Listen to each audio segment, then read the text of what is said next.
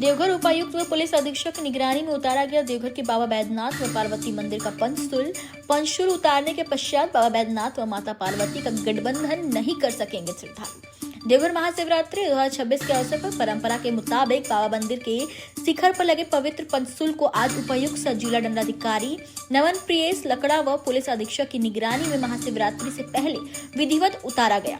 इस दौरान पंचशूल को स्पर्श करने के लिए भक्तों का हुजूम उमड़ पड़ा।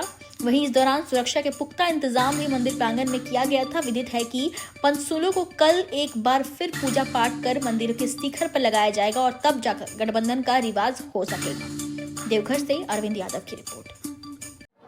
बाबा बैद्यनाथ धाम में बाबा मंदिर के अलावा और 22 मंदिर है और सभी मंदिरों में पंचशूल है और यहाँ पंचशूल की प्रधानता है, तो पंचशूल की पूजा की जाती है।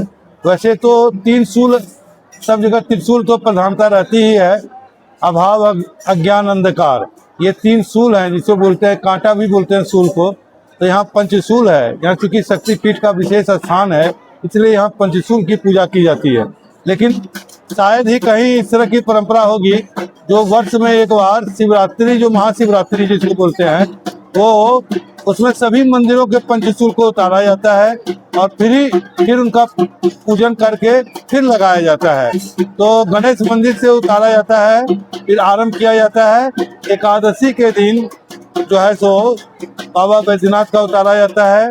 उसके बाद फिर उनका पूजन करके प्रदोष के दिन उनको लगाया जाता है और फिर चतुर्दशी दिन तो शिवरात्रि रहता ही है। तो ये बहुत प्राचीन परंपरा है और हर वर्ष उतारा जाता है। तो जगन्नाथ जी में जैसे रोज झंडा लगाया जाता है, तो यहाँ जो है सो पंचशूल की पूजा की परिक्रमा, पंचशूल की पूजा का विधान जो है बहुत प्राचीन काल से चला आ रहा है और इनका पूजन करके फिर लगा दिया जाता है शिखर पर। यह बहुत अद्भुत दृश्य रहता है। कभी आप मौका लगे तो इनका दर्शन कीजिए। और कहते हैं जो बाबा धाम में अगर आते हैं, अगर आप पूजा नहीं कर सके तो सिर्फ पंचशूल दर्शन करके चले गए तो आपका अभाव अज्ञान अंधकार जितना प्रकार का शूल है आपका वो नष्ट हो जाता है।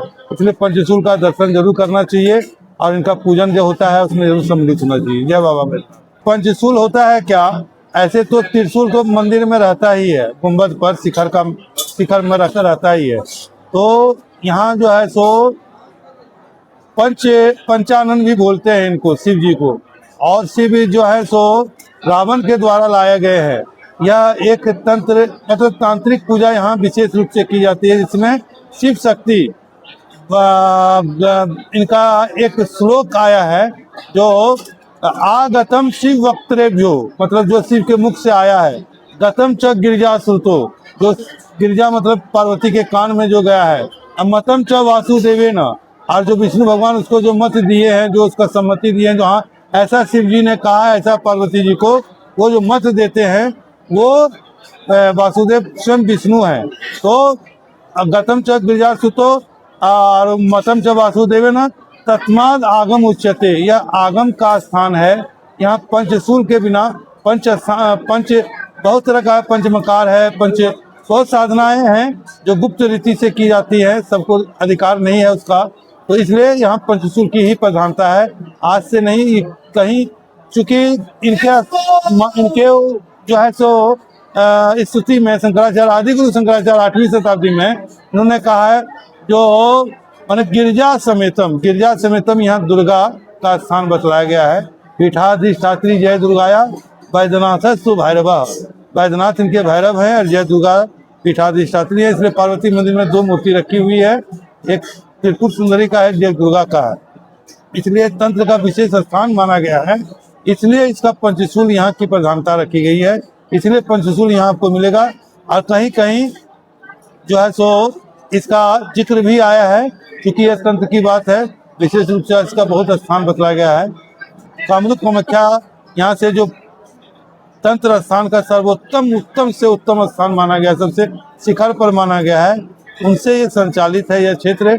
चूँकि यहाँ एक मंदिर ऐसा भी है जिसे संध्या मंदिर कहते हैं। बहुत सारी बातें हैं जो पंचशूल के विषय में बतलाई जा सकती है।